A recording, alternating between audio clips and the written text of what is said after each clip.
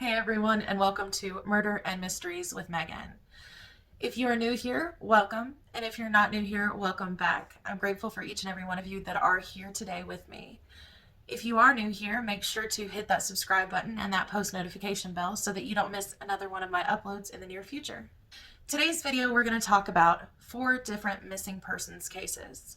The purpose of today's video is to bring to light these missing persons and to share their information and their photographs with others so that maybe we can get the word out there and do our part in trying to bring in more information for these people so that maybe their families can one day have answers and potentially bring their lost loved ones home. Without further ado, let's get into today's video. The first case that we're going to talk about today is one of a girl named Mekayla Bali.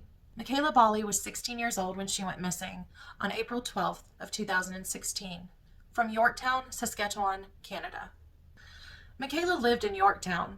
She was described by those that she knew as being caring, thoughtful, a bit shy, and she also loved music. The day before her disappearance, on April 11th, she went out to lunch with a couple of her girlfriends, and the conversations that they had that day, Mekayla mentioned wanting to go on a trip with her family to Regina, and that was upcoming and they had plans to do this. She also mentioned 2 different guys, a guy named Josh and also a guy named Christopher. Now, when asked more information about Josh, her friends state that she didn't want to divulge much or seem to even really want to talk about Josh. However, Christopher, it was mentioned, was going to come and meet her and her family in Saskatchewan while they were on vacation. After lunch, the 3 friends decided to go back to school and back to classes for the rest of the day. However, it seemed that, according to Mekayla's teacher, Mekayla seemed quite upset in class and they weren't quite sure why she was that day. That afternoon, Mekayla actually messaged a friend of hers, Oksana, one of the girls that she had gone to lunch with, and asked if she would take her to the bank the following day, that she needed to go and it was really important. Between 5:30 and 6 p.m. that day, Mekayla transferred $25 to her bank account after checking the bank account balance 3 different times by calling customer service. Later that evening, Mekayla messaged an ex of hers, a friend named Amy Lang, and also messaged Oksana as well. When she messaged these 3 people, they said 3 different things. She told her friend Amy that she needed help, but when Amy asked what it was for, she didn't answer. And she texted her ex stating that she was unhappy and thinking of going to Regina for a vacation. She then texted Oksana was about a guy, saying that she felt bad and she was crying and upset. Now, the next day, her family says that nothing seemed to be amiss as Mekayla's getting up and getting ready for school. They then pile in the car between Mekayla, her mother, and her grandmother and take her mother to work and Mekayla on to school. They said everything seemed like quite an ordinary day. However, Mekayla's actions on that day were anything but ordinary. That morning, she messaged Oksana again at 6:41 a.m. before arriving at school, asking again if she could take her to the bank. Oksana replied to her and said, "Well, the bank's not open. How can I take you to the bank?" And that was the end of the conversation through text. After she arrived at school, her grandmother, Margaret Niebergall, told RCMP that she had dropped Mekayla at Sacred Heart High School at approximately between 8:10 and 8:20 a.m. Now, that is corroborated by Mekayla actually connecting to the Wi-Fi signal and being caught on security cameras as she entered the high school and went to her locker. At around 8:20 a.m. that morning, she puts her binder in her locker and then left through the back entrance of the school at approximately 8:26 a.m. It appears that Mekayla decided to go to the bank on her own that morning. She's seen by security cameras in the Super C convenience store parking lot and arriving at TD Bank before they even opened that morning. On TD Bank's security cameras, when Mekayla got there, she was on a phone call between 8:51 and 8:55 that morning until a teller opened up and allowed her to take care of her business that she needed to. However, when you look at Mekayla's phone records, we cannot see who it was that she was speaking with or even that a call took place. This actually led police to believe that her phone calls that took place on this morning were done through some sort of phone app or text messaging app or even through social media apps. At the bank, Mekayla then withdraws $55 and walks down the street to Terry's Pawn and Bargain. At around 9 a.m., she arrives and she asks the value of a silver ring of hers. It didn't seem that the pawn shop owner was very interested in this ring, and he did not offer any money due to the value. When interviewed, the pawn shop owner stated that she didn't seem upset whenever he didn't offer her any money for the ring, that she actually just turned around and walked back out. Through security camera footage, we can actually see that she starts heading south towards a Tim Horton / Wendy's combination restaurant. Here, Mekayla sits in a booth with her drink, her cell phone, and a backpack in hand, where she sits from about 9:10 to 9:23 a.m. She's talking on the phone, she's looking around. It even appears at one point that she's taking apart her cell phone and then putting it back in. Some people theorize that it may be that she had two different SIM cards and she was putting a different one in her cell phone, and that's why they couldn't track her phone records that day. At 9:23 a.m., Mekayla then leaves the restaurant through one exit, turns back around, comes back into the restaurant, and exits through another door. This time, heading in the opposite direction. She passes Home Hardware, where the surveillance camera caught her until she was out of frame. It wasn't until 9:42 a.m. that Mekayla actually reappeared on camera, coming from behind a Giant Tiger store. She then heads back into Tim Hortons while she has her phone up to her ear, apparently making another call. Yet again, there's no record of this call either. This time, Mekayla sits in a different booth, and she sits at one closer to a window, facing towards the door instead of facing away from it. For the next 10 minutes, she sits in the booth, she looks around, she's on the phone. It's almost as if she was looking for someone. At 10:12 a.m., she sends another message to her friend Shelby saying, "Hey, I need help." Shelby didn't respond immediately, and 30 minutes later, another message follows. "Never mind, I figured it out." Again, Mekayla stands up, leaves the restaurant, only to return less than 2 minutes later and sit back down again in the same booth. At 10:39 a.m., there was another unidentifiable phone call. She looks around, and then 3 minutes later, she's off the phone. She gets up, she approaches an older lady, and according to interviews with this woman, asks if she can help her rent a hotel room for the night. The lady ends up declining, and Mekayla goes back to her booth. Unfortunately, according to interviews with the lady, she states that Mekayla never mentioned what hotel that she was planning on renting a room for the night at. Again, another call appears to have come through on Mekayla's phone. As she gets up, she leaves the restaurant. By this time, it's 11:35 a.m., and Mekayla sends her friend Shelby a text saying, "I'll see you at lunch." By 11:59, Mekayla was right back at school and reportedly was speaking to two students inside, saying that she was going to take a bus, go to Regina, and go on vacation.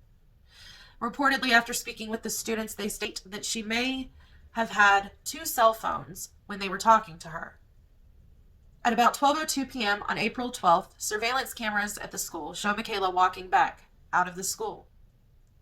There were then eyewitness accounts later that day stating that she had come to the Trail Stop restaurant where she got poutine to eat. She then went to the bus terminal and asked about buying a ticket to Regina. It wasn't until 5 p.m. and leaving until then, and she declined to buy one. She then left about 1:45 p.m. All of this happening within the hours of school. That was the last time that reportedly anyone had seen Mekayla Bali. At 3:40 p.m. that afternoon, Mekayla's grandmother went back to school to pick her up. Of course, she wasn't there. Her grandmother thought, well, she'd been practicing the violin for an upcoming recital, and maybe she had just gone early to her lesson. Finally, at 8 p.m. that evening, Paula Bali, Mekayla's mother, reported her missing. 7 a.m. the next morning, Mekayla Bali's cell phone was turned off. After interviewing friends, GIS officers found out that Mekayla did communicate with people on apps such as Snapchat, Instagram, and even an app called Kik. There's been no activity on her social media accounts, except for there's a profile on Instagram with her name. However, there are no pictures, but there are hundreds of followers. In the Instagram account profile, The About Me section, all it says is one word: goodbye. There have also been reports that friends have sent Snapchat messages and only to have them opened 3 months later, whether by Mekayla or someone else. Now, it wasn't until August of 2019 that a promising lead came in. A man had contacted Mekayla's mom, stating that he had actually seen Mekayla back in March of 2019. Unfortunately, it took him 6 months to let her know that he had seen Mekayla, because he actually did not know that she was missing in the first place. So, of course, 6 months had passed since he had seen her, and unfortunately, there was just nothing that could lead them to more answers for Mekayla Bali. Police ended up investigating over 600 different tips and leads. However, none have been able to give the family any answers or lead to Mekayla's whereabouts. If you or someone you know has information on the missing Mekayla Bali, please contact 306 641 9436. The second case we're going to talk about today is one of Tammy Kingery. She was 37 years old when she went missing on September 20th of 2014 from Edgefield County, South Carolina. She was said to have been nice, kind, and well-behaved as she grew up as a child, and those characteristics followed her into adulthood. In the mid-1990s, Tammy met her husband, Park, at a local drugstore where they both worked. The two of them ended up dating, got engaged September 20th of 1994, and were married shortly after. The two of them had 3 children together. Caitlin, who was born in 1999, Carter was born in 2001, and Cameron was born shortly after the couple had finished building a new family home in Edgefield County, South Carolina, around 2007. By this time, Tammy had finished school as a nurse, and she had begun a job at NCH Healthcare Nursing Home, where she was still employed at the time of her disappearance in 2014. Now, on the morning of September 20th of 2014, 37-year-old Tammy Kingery went to her shift at work around 7 a.m. Not long after, she called her husband, said she wasn't feeling well and that she wanted to come home. People at her job actually reported that she seemed quite agitated that day, that she was on edge, that she had taken her blood pressure around 4 times and it was quite high, that everyone was trying to calm her down and ease her nerves. This was all very uncharacteristic of Tammy. Now, these mood swings and her feeling bad was not something that seemed to have come on out of the blue. According to her sisters, Becky and Amy, she'd been complaining for the past 4 nights of waking up in the middle of the night with night sweats so bad that she would have to go and change her clothing in the middle of the night. She had also, assured her sisters that she was going to go to the doctor and get checked out, and that she actually had an appointment upcoming soon. Her husband also later mentions that Tammy hadn't been feeling well for about 2 weeks, that she would come straight home from work and go to bed. This was all leading up to this particular day. Now, shortly after Tammy called her husband, she said that she wanted to go home. He arrived at her job, picked her up, and she left her vehicle there. They headed on home. Tammy went upstairs, changed clothes, and laid down. Now, around 10 a.m. that morning, Park went into the bedroom where Tammy was resting and told her that he was going to take the kids out of the house and let her get some rest. He was going to run some errands and that they would be back in a couple of hours. And he just wanted to check on her before he left. He gave her a kiss on the forehead and they left. For the next 2 hours, the 3 of them are gone from the house. They actually ran their errands, mowed the yard. Then Park goes, picks up Carter, and they return home. They get home about noon that afternoon, and when they get there, everything is eerily quiet. They go and they check on Tammy, and she's not in the living room. They check the rest of the house, and they can't seem to find her anywhere. The only thing that they find is a letter on the kitchen table with these words: "Went for a walk. Be back soon. Love you." That was it. Immediately, Park felt that something was off. Where they lived was not somewhere that had a bunch of walking trails and things like that it would be typical for Tammy to go on a walk. And another thing that made the note very strange is normally whenever Tammy needed to tell Park something, she would actually send it to him in a text message like many of us would. Another thing that was strange was that her phone, her purse, her keys, her money, everything was still at the house, but Tammy was gone.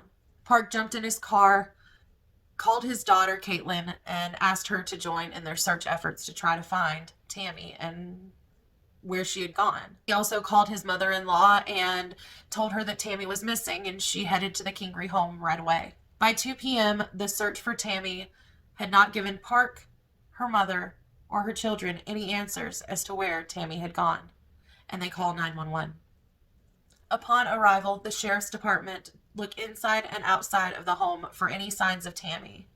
They didn't find anything out of place to implicate foul play. They even called in tracker dogs to let them smell her scrubs, and they found nothing. The state was then contacted and brought in a helicopter to be able to help search from above, while 20 to 25 officers searched on foot in the area surrounding the home. The police and family checked the area around the home, the woods, the main roads, security cameras, possible sightings. But as the day came to a close, so did the search for Tammy. That evening, Tammy's 16-year-old daughter, Caitlin, who had been out searching for her mother, stated that while she was out looking, she saw a motorcycle pass by on a road near their house. But the thing that made this strange is that the person on the back of the motorcycle appeared as though it was Tammy. By the time that they turned around and started looking for the motorcycle, it had disappeared, either off a side road or had turned off somewhere where they couldn't find them. What made this report even stranger is the fact that a neighbor had reported hearing a loud exhaust coming from the direction of the Kingery home between 10:30 and 11 a.m. that morning. After the disappearance, Tammy's friends and family passed out flyers. Family and the community came together and searched a 10-mile radius of the home. Now, during this search, a foul odor was coming from a black trash bag that some of the searchers found. However, upon investigation by the police officers, it wasn't Tammy that they found. It was dog remains. Police didn't believe that this had any kind of connection to Tammy going missing. Now, later in some interviews with Tammy's husband, it was revealed that Tammy was diagnosed recently with mild to moderate depression, and that she'd been having a really difficult time the last couple of weeks. He also mentions that Tammy at one point in time had tried to commit suicide. During the investigation, police officers found that Tammy and Park's relationship wasn't as good as what it appeared to be from the outside. Turns out that Tammy had a couple different message threads that had been deleted on her cell phone. These two different threads were from two different individual men who Tammy had been messaging romantically. Parks even admitted that Tammy had had an affair once before, and the couple had even talked about divorce. After finding out about the text messages with different men, the affair, and the potential impending divorce, police officers decided to take a closer look at Park. Park ended up taking a polygraph test where the police officers actually stated that they didn't want to divulge that information. However, in an interview with Park, he stated that the police had told him that the results were questionable. Upon further digging, however, police officers corroborated where Park was on the day of his wife's disappearance by receipts and cell phone tower pings. Tammy's family believes that she would never just leave her children. They state that her children are her life, and there's no way that she would just want to leave them. They have asked that surrounding areas and bodies of water be checked in the investigation for Tammy to try to find some evidence. So far, nothing has given any kind of evidence or any tips or leads as to where Tammy Kingery is today. So was this a case of an abduction, potentially during her walk? Was this foul play? Or did she run away with another man? Regardless of the reason for her disappearance, her family is still looking for answers. They're searching for a mother, a sister, a daughter, and a friend. If you or someone you know has any information or tips on the whereabouts of Tammy Kingery, please contact Edgefield Sheriff's Department at 803-637-5337. The third case that we're going to talk about today is one of Logan Schindelman. He was 19 years old when he disappeared on May 19th, 2016 from Tumwater, Washington. Logan was described as being warm, welcoming, kind-hearted, and was a defensive back on his high school football team. His dad was from Saudi Arabia and his mom was African American and Caucasian. Logan grew up with his half-sister and with his grandmother, Jenny. He didn't really have a chance to get to know his father since he had moved back to Saudi Arabia when Logan was just a little boy. His mother lived not far from him. However, with her career aspirations, that took a lot of her attention away from him and his half sister as they grew up. As a result, Logan never really knew his family, including the African American side of his family or his heritage that was so incredibly important to a young man trying to find his way in life. It seems as though Logan was trying to find out more about his family and his heritage. In fact, Logan's family members stated that when they met with Logan in secret, that he had mentioned that if his grandmother Jenny had ever found out that he met with them, that she would be upset. However, when asked in an interview, Jenny states that she doesn't believe this to be true and that she had just not spoken to that side of the family in a really long time, and so there was just no connection of the two. I showed him a picture of his grandfather, my older brother, and he stared at it. He said, he goes, it feels good to see someone that looks like me. And he wanted some answers, and he wasn't getting them at home. If she finds out that I came here, she's going to be really mad. I think that's true either. They made no effort to get a hold to see him. And I had pretty much not talked to his father, his grandfather, in years and years and years, so there was just no connection. Another thing going on in the young man's life was mentioned by his grandmother. It was said that Logan had a group of friends and that he had attended a party with them around the time of his high school graduation. That at this party, someone had said some really racist comments to him, and instead of sticking up for him, his friends just kind of sat back and did nothing. With everything going on in Logan's life, his stint in college did not last long. With trying to navigate his future, being in a new place, not having many friends, and having a difficult time making friends while he was at college, according to his uncle, Logan only spent 1 year at Washington State University before returning home to Tumwater, Washington, back to his grandmother's house. While he was living with his grandmother, it wasn't just him and his half-sister anymore. She had moved in her boyfriend. Now, the issue with this is the fact that Logan and the boyfriend did not get along at all. In fact, there were even some physical altercations that were reported. It was said that when Logan returned home from college, that he continued to be more and more withdrawn and staying in his room more and more by himself. His family members mentioned that he'd been smoking a lot of marijuana and had become increasingly paranoid during this time. Now, on the morning of May 19, 2016, he spoke with Jenny and told her that he had had an epiphany of sorts and he wanted to sit down and speak with his grandmother about it. His grandmother Jenny then replied and said that she would sit down with him after she had returned from work that day and just to keep it in his mind. He never returned. That was the last time that his grandmother spoke with him. On May 20th, around 11 a.m., Jenny stated that he still wasn't home and she was kind of getting worried by this point, so she decided to ping his cell phone.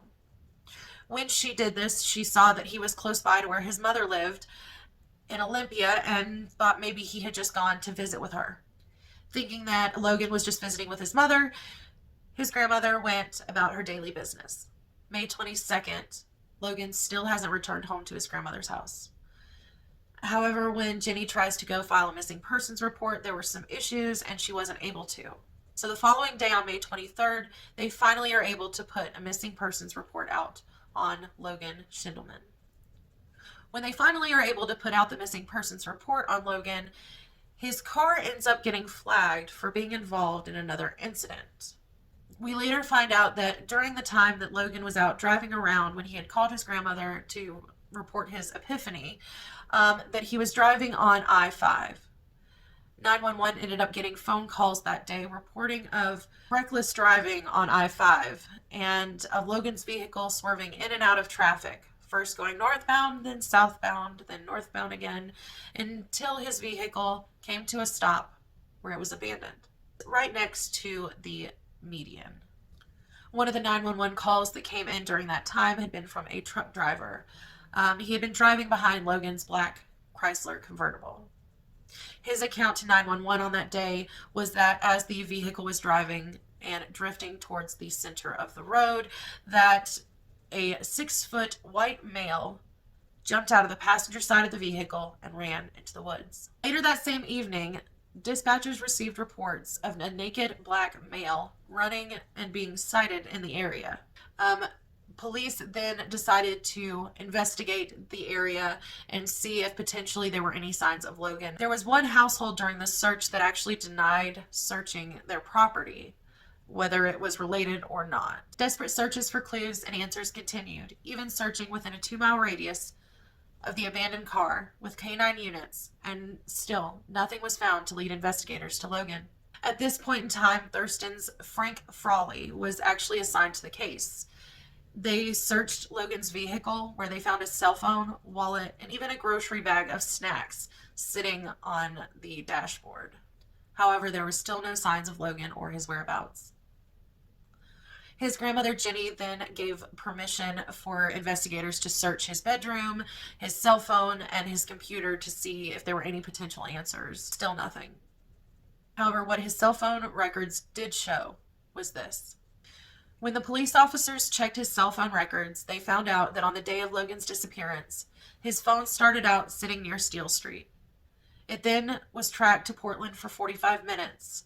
From there, it started showing traveling back and forth radically on I-5, where it was finally found abandoned. Some other clues and potential eyewitness accounts have happened since.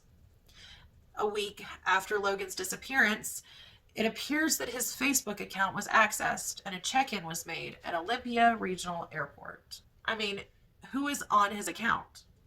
Did Logan log in from the airport on another device and report his check-in? Was this something that was to lead investigators to think that he had just run away? Was this someone that had access to his cell phone after it had been gone through? The community also continued working together, trying to aid and help the family in trying to find any kind of clues or information leading to Logan coming home. They even raised $10,000, held vigils, and passed out flyers to locals and others. They even had billboards put up around I-5 to alert passerbyers to Logan being missing. One other eyewitness account from that day on I-5 was later released, and it was said that Logan was seen with 2 white males by the side of the road where his car was found abandoned. That one was approximately 6 foot tall with straight blonde hair. He was wearing a white tank top and high water jeans. A sketch was actually released of this potential person of interest. The other person that was said to have been seen with Logan, there wasn't quite as much information given on this particular man. A white male, and that he was wearing a flannel shirt. And that's about all the information that we get. What happened to Logan Schindelman on the day that he disappeared almost 5 years ago now? Did he just then take off and never look back? Or did these 2 men that eyewitness accounts give us have something to do with his disappearance? Whatever happened on that fateful day, Logan's family just want to know that he's okay. They state that they just want Logan to know that they love him, they miss him, and that he's always welcome back home. The last time that Logan was seen, he was wearing blue jeans and a white shirt. He was 19 years old, approximately 150 pounds, black hair, brown eyes, and he had a scar just above his left elbow. Logan also had an allergy to peanuts and didn't have his EpiPen with him on the day of his disappearance. If you or someone you know may have information on the whereabouts of Logan, please contact Thurston County at 360-704-2740. Our fourth and final missing persons case of the day is about a young girl named Pearl Pinson. Pearl Pinson was 15 years old when she went missing on May 25th of 2016 from Vallejo, California. Pearl Pinson was born on December 15th of the year 2000.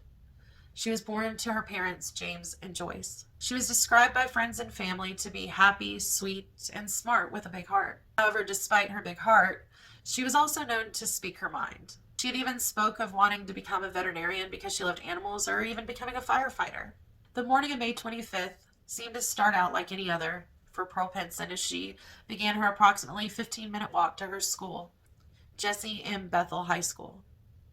As she made her way towards the school, she had to walk over a pedestrian overpass. At approximately 7 a.m., she reached the overpass, and reports began trickling in of a white young female with a teal and black backpack, arguing with a man who appeared to be Hispanic.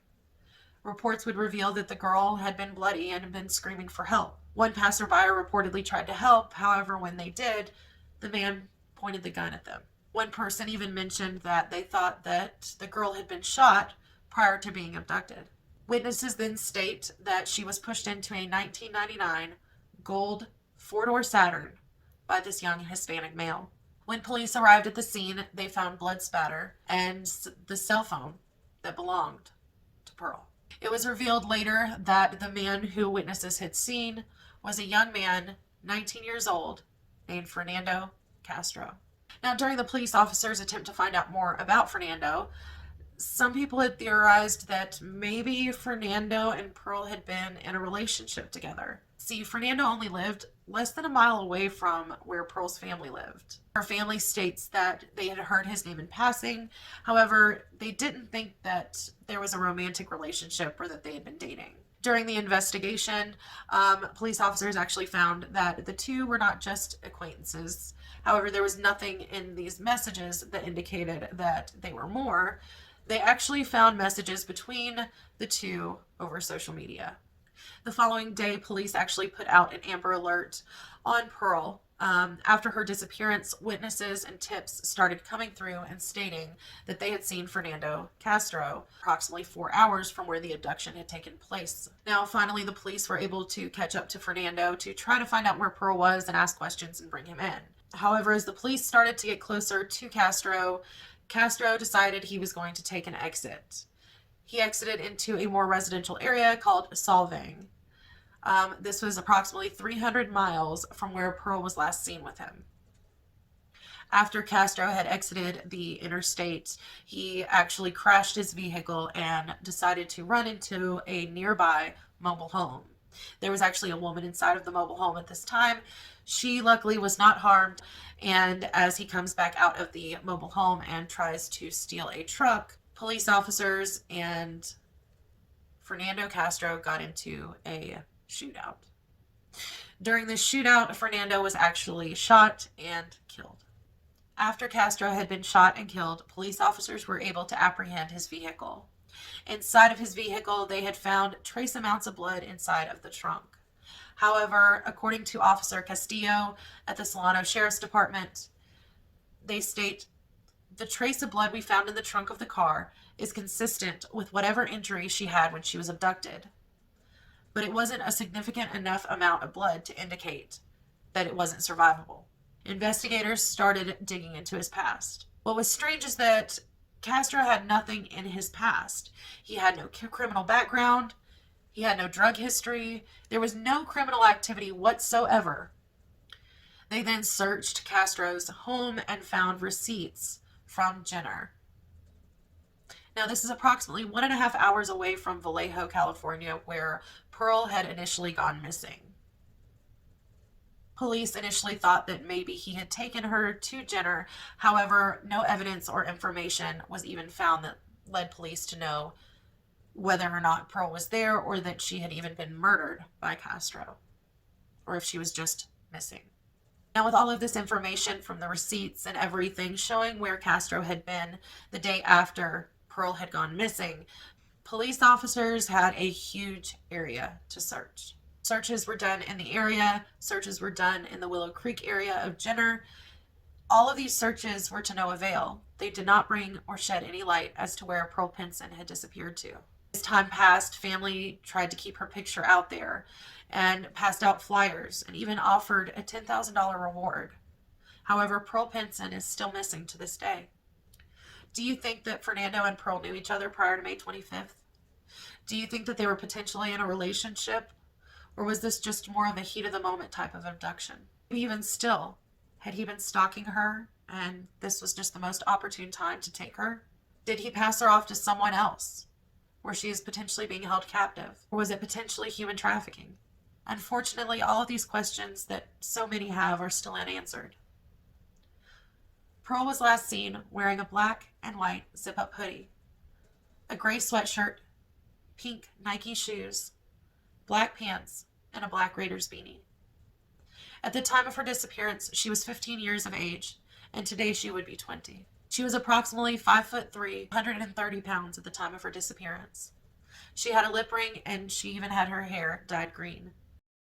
If you or anyone you know has any information on the whereabouts or any tips regarding Pearl Pinson, please contact the Solano County Sheriff's tip line at 707-421-7090. Well, everyone, that concludes today's video. I wanted to cover some missing person cases over the last 10 years in order to help share their stories and get their information and their photos out there as much as possible, so that maybe someday their families will get some answers, and maybe, just maybe, they can finally bring their loved ones home. Thank you for watching and being here today. For more videos like this and any other upcoming videos, make sure to hit that subscribe button and post notification bell, and please make sure to give this video a thumbs up to help others see this video too. Until next time, my mystery lovers. Bye.